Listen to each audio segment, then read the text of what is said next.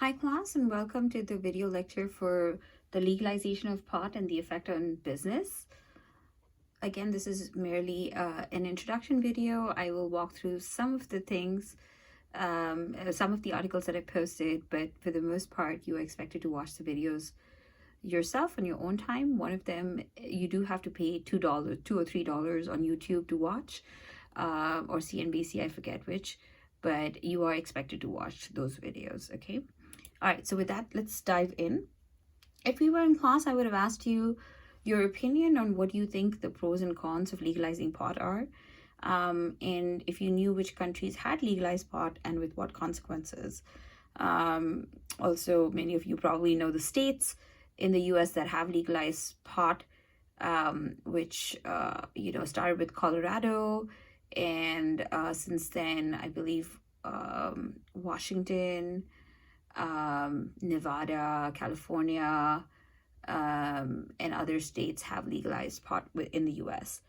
And in terms of the American opinion on whether pot should be federally legalized or not, your awareness on that topic, I would have asked you as well. So let's dive into it in terms of which countries have legalized pot and with what consequences. Let's quickly look at a picture of all the countries that have actually legalized pot. Let me find, there it is. Okay, so map of marijuana legality by state. So this is states, and so as you can see over here, it'll show you a map of like whether it is fully legal. Fully legalized is the really dark ones, medical and decriminalized, the second level of greens, medical, decriminalized, and fully illegal. In Texas, I believe we have been decriminalized over here. But it's a mixed status because CBD is legal, but THC is not. Okay, and that's the US. In terms of countries that have fully legalized pot, pot has been fully legalized in Canada, in Uruguay. It is decriminalized in Portugal. Okay, so this is a graph showing what Americans think of legalizing marijuana. This graph is a year or two old, I believe a year and a half old. So these numbers may have changed, but as we can see from the 1960s till now, there is a upward trend, more notably in the 2000s.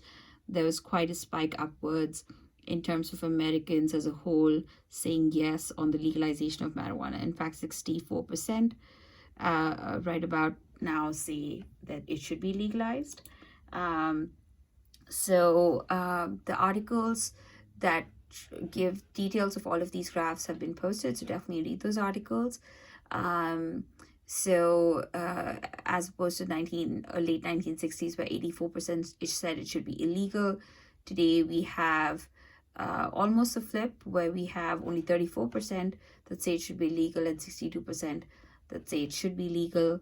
Millennials and Gen X are amongst the top two generations that support the legalization. As you can imagine, baby boomers and maybe people that are older, not such a fan.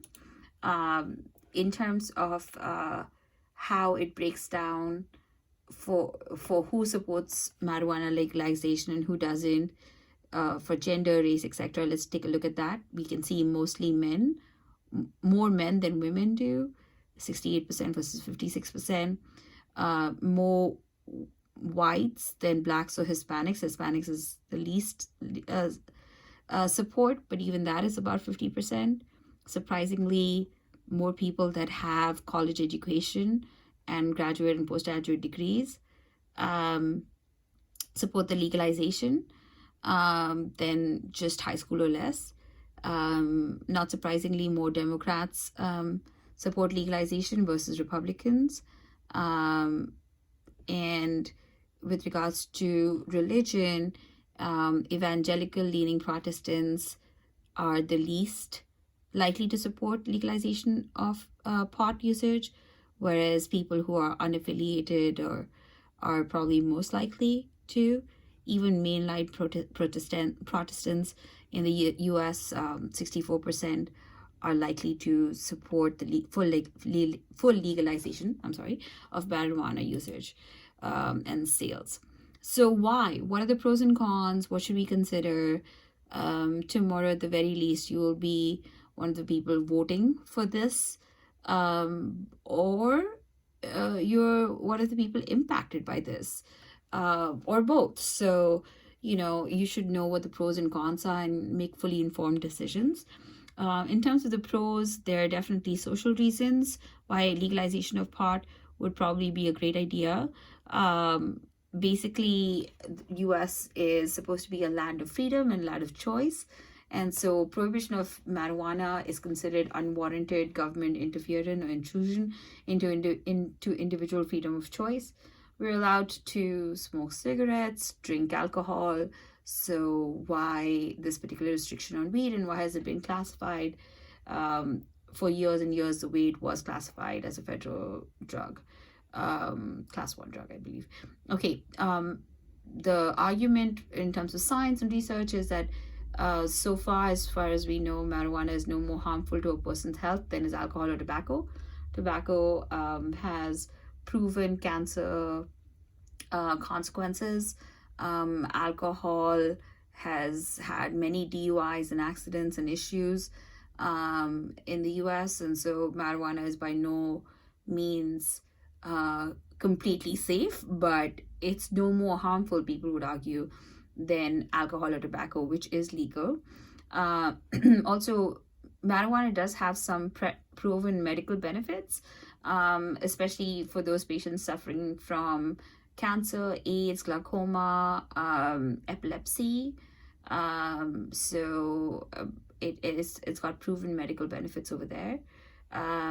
And this is probably one of the biggest reasons that most people, including myself, would probably support the legalization of pot, is the crime, or organized crime would take a huge hit if this was legalized.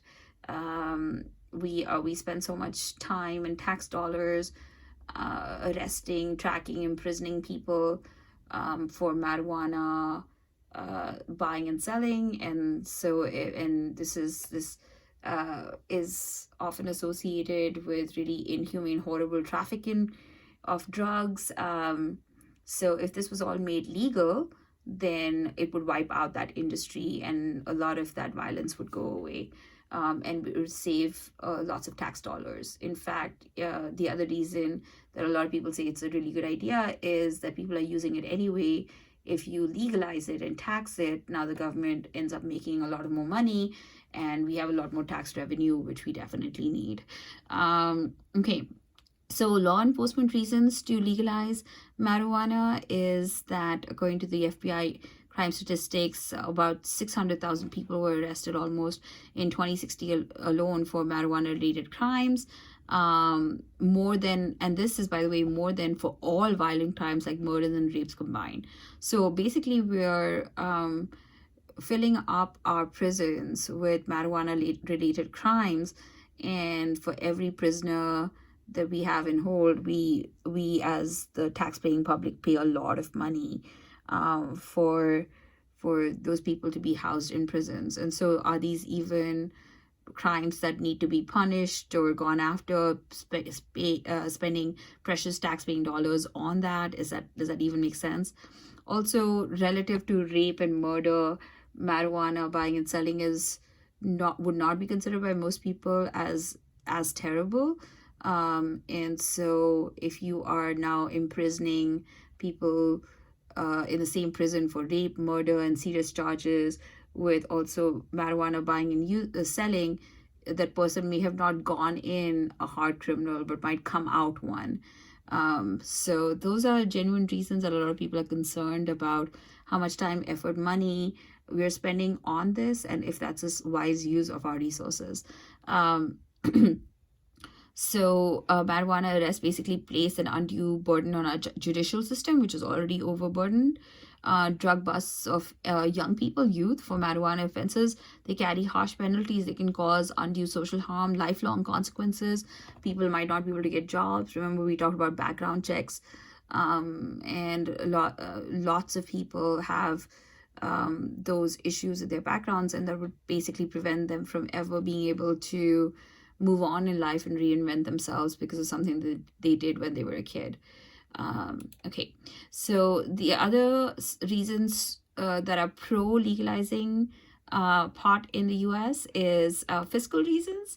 Like I mentioned, tax paying or tax money that would come in, tax revenue that would come in if this was legalized would be huge. Marijuana is, in fact, one of America's top selling agricultural products. Even just in the few states that has been legalized, they're growing and selling so much that it's actually become one of the top selling agricultural products. According to Colorado Department of Revenue, combined just 4 year sales, and now it's been about 6 or 7 years since they've legalized it, but combined 4 year sales of marijuana just for that state since it's legalized in 2014 has now topped $4.5 billion. And then now the stat was done 4 years ago. Yeah, so 2018. So just from 2014 to 2018, it made $4.5 billion for just tax revenue.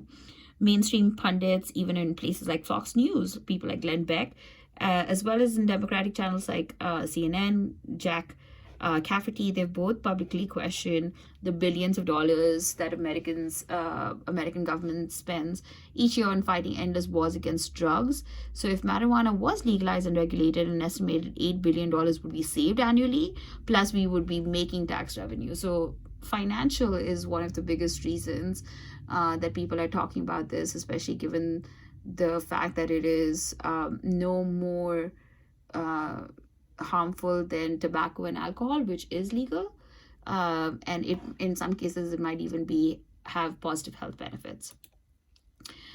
In terms of some of the cons of why not to legalize marijuana, there are definitely social reasons. There's just that some people are pro-life and would be completely anti-abortion for moral grounds. Similarly, a lot of people on moral grounds think that marijuana should stay illegal. Also, there is definitely harmful usage of or harmful consequences of using marijuana, especially too much or long term if it's abused. So, for example, if teenagers or young people start using it, it can permanently affect brain chemistry. Even in adults, it can cause short-term negative brain effects. Adults can recover from this, but if somebody has done a lot of pot in their life when they were young, that kind of permanently affects their brain. So that's a negative consequence. And some people question that if this is completely legalized, will we have more teenagers using pot? This is questionable because a lot of people say that in the US, or a lot of research shows that rather in the US, teenagers have an easier time finding pot than they would being able to get alcohol or tobacco. So some people argue that if you make it legal, it would actually make it harder for younger people to get their hands on it. So that's one negative effect, is the impact on teenage or adolescent brains. The other negative impact that's more recent that's come out is marijuana, specifically THC, might actually cause, which is one of the two psychoactive, or one of the many psychoactive ingredients in marijuana, one of the main ones. It causes an enlarging of the heart, potentially, or the heart walls, and it might lead to heart disease or heart attack down the road. Marijuana has also led to a lot of people having respiratory issues due to the recent vaping of weed. So you probably heard how vaping is causing a lot of people to end up in the hospital with lung-related diseases. And what they found is that most of the people that had those vaping-related lung diseases, it was actually THC vaping rather than tobacco vaping that caused it. So that's a potential. If that form of marijuana usage definitely is negative. Um, THC in pot can also be very addictive. Um, Not as addictive as cocaine or meth or other drugs. However, it is, let's say, about as addictive as maybe alcohol can potentially be. So this idea that you cannot get addicted to weed is false. And if somebody is impaired while driving, this is considered a DUI, so it might be related to accidents. And so some people worry that if you make it legal, uh, driving under the influence of marijuana might increase. Also, for those who don't smoke, if it's legalized and people are smoking around them, secondhand smoke might be harmful to them. And one of the biggest reasons that people don't like it is they allege that people start by smoking pot or weed, and then they go on to harder drugs as they're chasing a high. So it's called a gateway drug, and so that's a big reason why marijuana has been illegal for as long as it's been. Law enforcement reasons, a lot of law officers, police officers, drug agents, have some of their biggest arrests have been marijuana related. They have been sort of trained to think of it as an enemy drug or as a negative thing, and so law enforcement agencies don't want to be construed as supporting drug usage because it's very much part of their culture to be anti-it.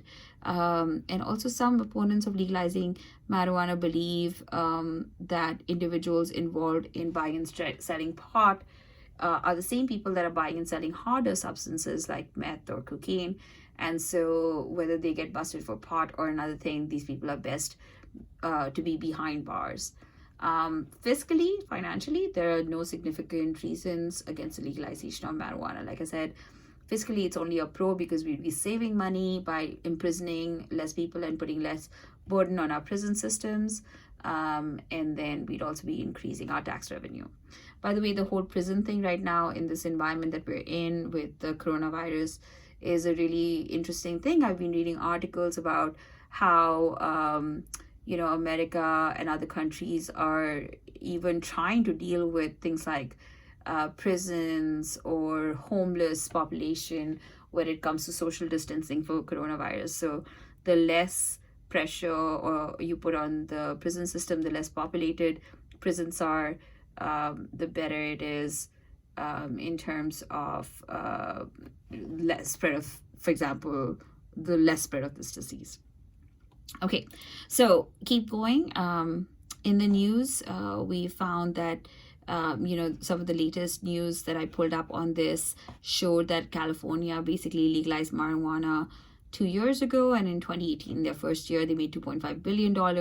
In year two, over $3.1 billion in tax revenue. This is just one state. So potential global market for marijuana will hit the almost $31.5 billion soon already. And so the more we legalize it, the more we have chance to cash in on that. Business risks and tax issues definitely exists in that banks cannot invest in marijuana businesses because it's all cash based right now. So anything that has a morality clause to it, which marijuana still does because it's not federally legal, banks cannot invest in it. Okay, so in terms of effect of 5 years into legalizing pot, what did Colorado find? Colorado and Washington, what did they find?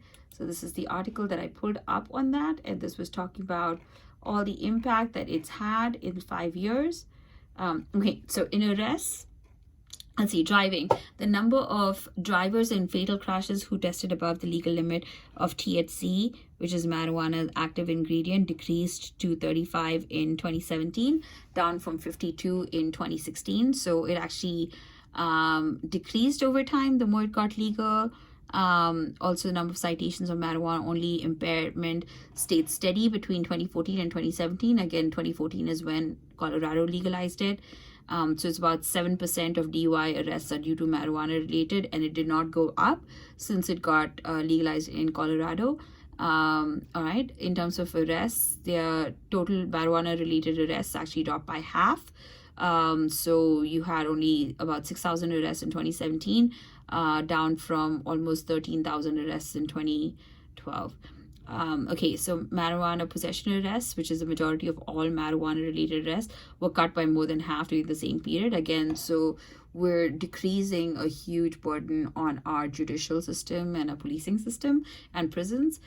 Crime, pot grown illegally on public land, which is an indicator of the size of black market, is on the rise.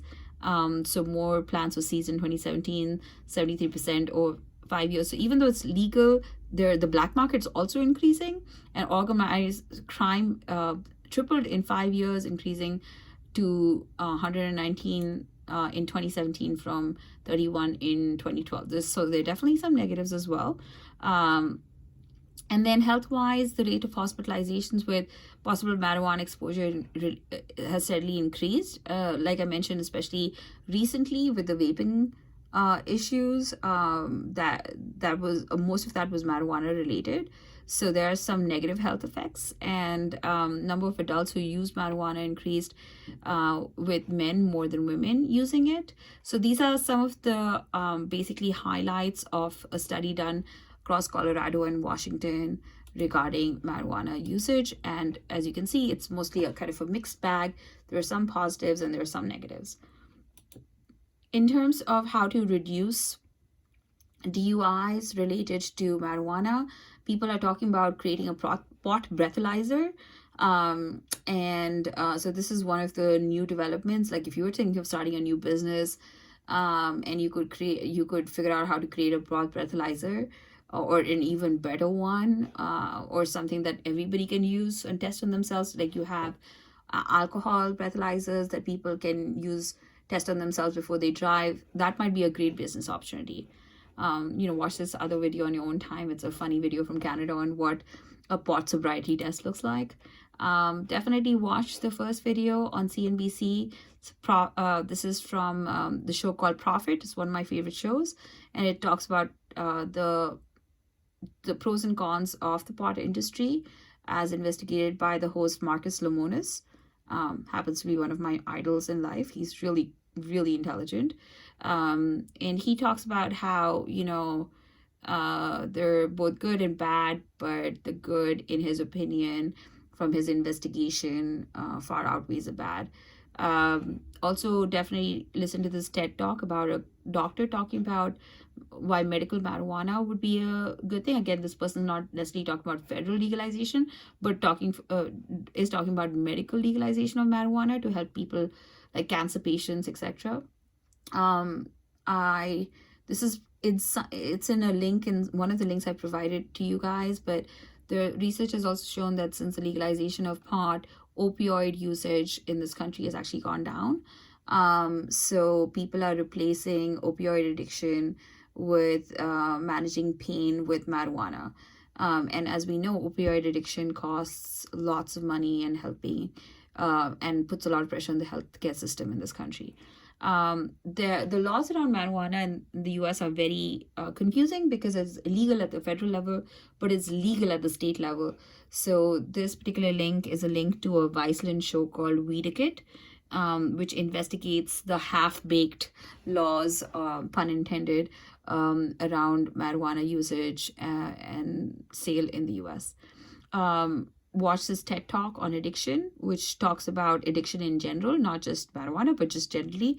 And interestingly, it talks about how addiction is not necessarily just a chemical thing. It's very much a psychological thing, and it comes from depression and loneliness. And so if you want to solve addiction to whatever, whether it's alcohol or any kind of drugs, in this country or anywhere, we have to address the underlying issue, which is social isolation, not COVID type social isolation, but just psychological social isolation, feeling like you're alone and nobody's there for you, drives people to addiction. Also, this is another TED Talk on how the war for drugs has been extremely costly to the country, and is it really beneficial? Is it really ending drug usage, or is drug usage still continuing but in the black market and through really inhumane trafficking? So that's the end of what I wanted to present to you guys. Please email me if you have any questions. Thank you guys.